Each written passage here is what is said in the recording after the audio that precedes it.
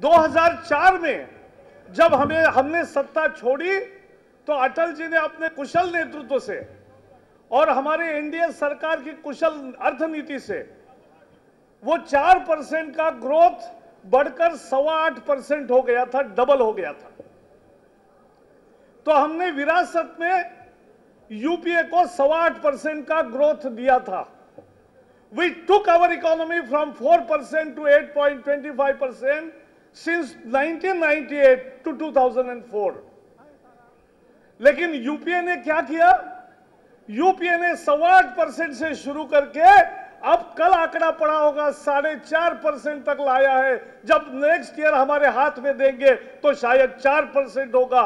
जो हमने 4 से 8 किया था, इन्होंने 8 से 4 करके दिखाया, देश को 15 साल पीछे ले गए।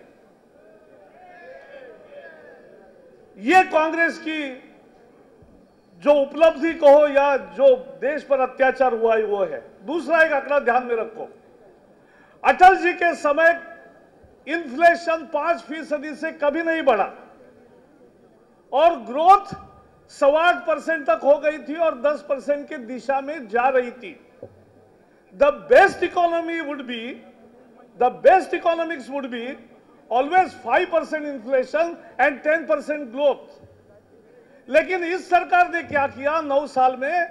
10% इन्फ्लेशन एंड 5% ग्रोथ, उल्टा कर दिया। महंगाई ज्यादा बढ़ गई, विकास कम हो गया, लोगों के जीवन पर विपरीत परिणाम हुआ। ये आज लोगों का दुख है और इसलिए ये जो आज स्थिति है, मैं बहुत ज्यादा आंकड़े भी नहीं बताऊंगा, केवल मुद्दा एक एक बताता हूं। इस कांग्रेस के राज में औद्योगिक उत्पादन सभी प्रकार के घट गए। माइनिंग हो, गैस हो, पावर हो, मैन्युफैक्चरिंग हो, स्टील हो, औद्योगिक उत्पादन घटा, वित्तीय घाटा बढ़ा, वाणिज्यिक घाटा बढ़ा, बाहरी कार्य 20 लाख करोड़ हुए। समझ लेने की बात है, आज अपने देश के पास विदेशी मुद्रा का भंडार लगभग 15 लाख करोड़ रुपए का है, यानी $360 billion is the external borrowings. They have exceeded the foreign exchange reserves. So forex 15 lakh crore का और विदेशी कर्जा 20 लाख करोड़ का, यहां कांग्रेस हमें ले गई। निवेश कम हुआ है। Unless investment grows, no country can grow. It was 36% during our time, now it is 30%. So investment going down, industrial production going down, and what is increasing? महंगाई बढ़ रही है, भ्रष्टाचार बढ़ रहा है और बेरोजगारी बढ़ रही है। ये कांग्रेस ने करके दिखाया है। इसका पूरा विवरण प्रस्ताव में है। मैं तो सबको ये भी अपील करूंगा कि ये प्रस्ताव ले जाकर अपनी अपनी भाषाओं में, उस मुद्दों के आधार पर लोगों की भाषा में उसको समझाने के लिए आप पुस्तिकाएं भी तैयार करिए। ये महंगाई के संकट को हमें समझना पड़ेगा। आसमान छू रही है, घर का बजट ध्वस्त है, ये तो सबको समझता है। अपने घर में काम करने वाली नौकरानी हो या अपने साथ ऑफिस के लोग हो या अपने बिजनेस के मजदूर हो, उनकी हालत इतनी खस्ता है।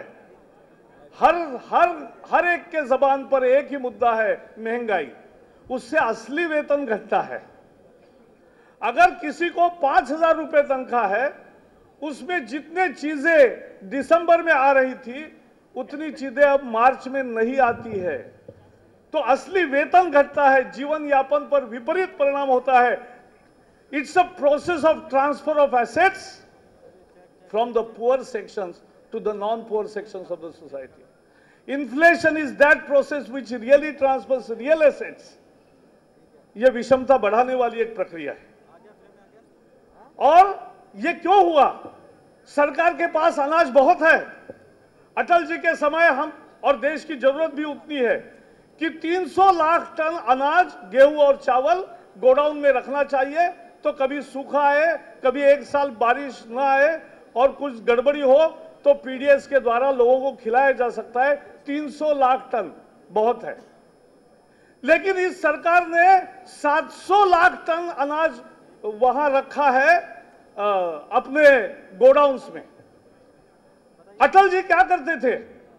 अटल जी ये करते थे कि जब कभी महंगाई की थोड़ी दर बढ़ने लगती थी तब वो गोडाउन में जो अनाज का भंडार है उसमें से 10 लाख, 20 लाख, 25 लाख टन लाकर वो बाजार में लाते थे, कीमतें घटती थी। और आपको याद होगा हमारे समय राशन की दुकान के भाव और बाजार के भाव में बहुत ज्यादा अंतर नहीं था। यह अटल जी ने करके दिखाया था, यह हमारा गौरव है। लेकिन यह सरकार ऐसी है कि अब राशन के भाव, राशन पे तो पहले मिलता ही नहीं, और जो उसके दर है लिखे हुए उससे बाजार में तो बहुत ज्यादा है, क्योंकि इन्होंने अनाज गोडाउन में भर के रखा है, बाजार में नहीं ला रहे, और सड़ने के लिए रखा है, सड़ने के लिए। और सड़ने के कारण क्या हुआ है? उच्चतम न्यायालय ने कहा कि सड़ने मत दो, गरीबों को बांटो, मुफ्त में बांटो। हमने शरद पवार को पूछा, उच्चतम न्यायालय ने कहा है आप क्या करोगे? उन्होंने कहा हम नहीं बांटेंगे। यह देश के माल नरिशमेंट की चर्चा होती है, कुपोषण की चर्चा होती है। The government is not ready to feed the hungry, it is not ready to feed the malnourished children in millions, but the government वो सड़ने देती है, क्योंकि सड़ने के बाद वो एक्सपोर्ट करते हैं, विदेश में जाकर पशुओं को खाद्य मिले, इसकी चिंता भारत सरकार करती है, भारत के नागरिकों को नहीं खिलाती। ये हमने सत्य उसमें रखा है। और दारू के लिए दे रही है। यह सरकार की जनता द्रोही नीति का दूसरा कोई पर्दाफाश नहीं हो सकता। You are allowing the food to rust, you are allowing food grains to rust in godowns, and after rusting and they are wasted, you are exporting them for feeding the cattle in foreign lands, and more than that you are allowing it. ये हो रहा है, और इसके लिए हम उनकी आलोचना करते हैं।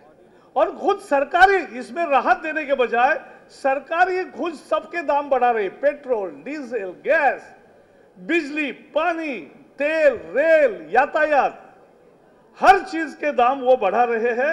और इसलिए भारतीय जनता पार्टी मांग करती है कि ये जो दर बढ़ाए हैं सरकार ने वापस लो। डीजल के, पेट्रोल के, गैस के, रेल के, बिजली के, सब वापस लो, लोगों को राहत दो, नहीं तो कुर्सी खाली करो। अगर आपसे नहीं होता, जनता आ रही है, क्योंकि जनता ने देखा है, जनता ने देखा है जब जब कांग्रेस की सरकार है तब महंगाई बढ़ती है, जब बीजेपी की सरकार आती है महंगाई से राहत मिलती है। ये लोगों का अनुभव है।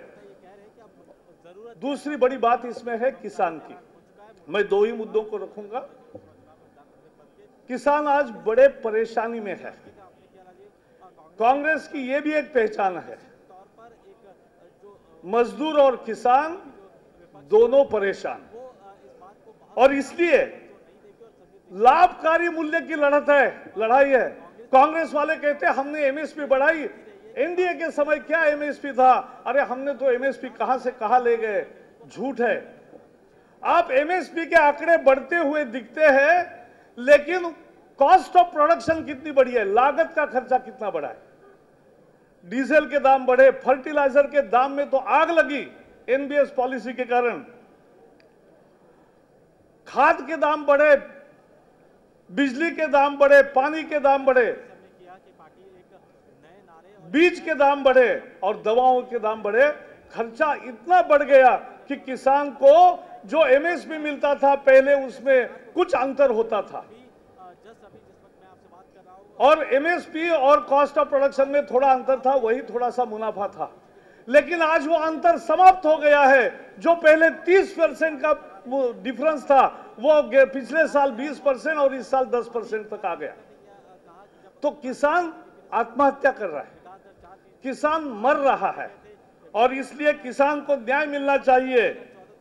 इसके लिए हमने मांग की है कि स्वामीनाथन कमीशन, जो राजनाथ जी जब अध्यक्ष थे, तब मंत्री थे, तब उन्होंने नियुक्त किया था, तो स्वामीनाथन कमीशन ने एक सूत्र बताया है, लाभकारी मूल्य क्या हो। लाभकारी मूल्य वही होगा जो लागत के खर्चे पर 50% अधिक देगा, वो लाभकारी मूल्य होगा। ये वो फार्मूला है, और उसी की अमल की हम मांग कर रहे हैं। और इसलिए ये हम मांग कर हैं। आज जैसा मैंने कहा, सूखा और ओले का भी संकट है। 8 राज्यों में 100 से ज्यादा जिले हैं जहां सूखे का सामना हो रहा है, पानी की किल्लत है, गाय और भैंसों को देने के लिए पानी नहीं है, सार्वजनिक स्थानों पे उनके कैटल कैंप्स लगाने पड़ रहे, किसान बहुत दिक्कत में है। और नॉर्थ इंडिया में ठंड ज्यादा दिन चली, ओले हुए, बर्फ गिरी और उसके कारण भी किसान की तैयार खेती पर भी कुप्रभाव हुआ और इसलिए किसान आज दोनों तरफ से संकट में है। और इसलिए उसका जो कर्जा है वो माफ, इस साल का जो फसल के लिए लिया हुआ कर्जा है, जो सूखाग्रस्त है, जो ओलाग्रस्त है, उन किसानों का ऋण माफ होना चाहिए। और जो ऋण माफी के योजना में बड़ा घोटाला हुआ है, उसमें जिन पात्र किसानों को नहीं मिला है उनका भी ऋण माफ होना चाहिए। That we have said. और इसलिए मजदूरों ने भी 20 और 21 तारीख को देश भर में स्ट्राइक किया। 3-4 करोड़ मजदूर उसमें शामिल हुए। और क्या चाहिए उनको? महंगाई से राहत चाहिए, job security, wage security, social security, काम का अधिकार चाहिए, वेतन ठीक मिलना चाहिए और सामाजिक सुरक्षा चाहिए। और इन मुद्दों को हमने उसमें रखा है। अंत में एक ही बात कहूंगा कि जो हमारे राज्य है भारतीय जनता पार्टी की, क्यों हमें गर्व है। राष्ट्रपति प्रणब मुखर्जी ने अपने भाषण में केंद्र सरकार की पीठ थपथपाई कि कृषि का उत्पादन 3.5% से बढ़ रहा है। He patted the UPA government for the progress made in agriculture production, and now the rate of growth of agriculture production is 3.5%, 3.5%। उसके लिए राष्ट्रपति बधाई दे। राष्ट्रपति महोदय और कांग्रेस के नेताओं, समझ लो, आज अगर आप 3.5% पे आपकी पीठ थिपथिपा रहे हो तो उसका कारण है कि भारतीय जनता पार्टी और एनडीए के राज्यों में ये 8% से लेकर 18% तक की कृषि उत्पादन में दर बढ़त है, इसलिए ये संभव है। मध्य प्रदेश में 18% और गुजरात में 10% से ज्यादा 10 साल लगातार अपना ही रिकॉर्ड तोड़ने वाले, यानी पहले सुनील गावस्कर थे, अब सचिन तेंदुलकर है। कृषि उत्पादन ने नरेंद्र मोदी ने सबके रिकॉर्ड तोड़ दिए 10 साल। तो ये जो भारतीय जनता पार्टी के राज्यों ने किया है, उसके आधार पर आज कुछ भारत कह सकता है, तो इसका एक महत्वपूर्ण कारण है। एक दूसरा भी आंकड़ा याद रखिए और लोगों को बताइए। आज भारत का 5% या 4.5% विकास दर है, लेकिन वो भी इसलिए संभव है, केवल कांग्रेस के राज्य होते सभी जगह तो अपना विकास 2-3% पे आ जाता, लेकिन आज अगर 5% का विकास दर इस साल हुआ है तो उसका कारण यह है कि भारतीय जनता पार्टी और एनडीए के शासन लगभग 10% से ज्यादा दर से विकास कर रहे, उसके कारण यह हो रहा है। लोगों को यह फर्क दिखाना चाहिए, लोगों को यह बातें बतानी चाहिए। इसमें बजट पर भी बात है, मैं आज करूंगा नहीं। बहुत सारे दूसरे भी मुद्दे हैं, वो पढ़ने के लिए है, समझने के लिए है, चर्चा के लिए है, लोगों तक ले जाने के लिए है। ये काम आप करेंगे और प्रस्ताव को पास करेंगे। यही कहकर मैं बात समाप्त करता हूं। बहुत बहुत धन्यवाद।